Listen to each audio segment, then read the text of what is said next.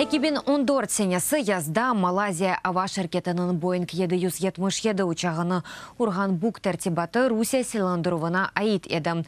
Бұның ақыда Белчегат халқара мутехасыслар группасының сон кемарузасында айтыла. Бұл нәтижені ичтимаи ағларда яқында тапылған фоторесімнің талеленден сон чықардылар. Фотода зенит ракета комплексы янындаки Русия механигі тұра. 332 номералы машинының Русияның 53 зенит ракета бригадасының территориясында бұлынғанының географик ерлешмесі таздықлай. Еш бұл бригада Курск янындаки маршалы Жукова қасабасында ерлеші.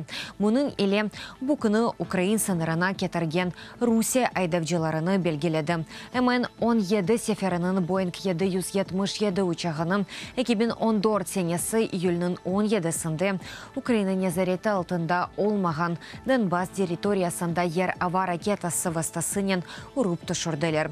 283 елжі ве етінің 15 азасы әлі қылды.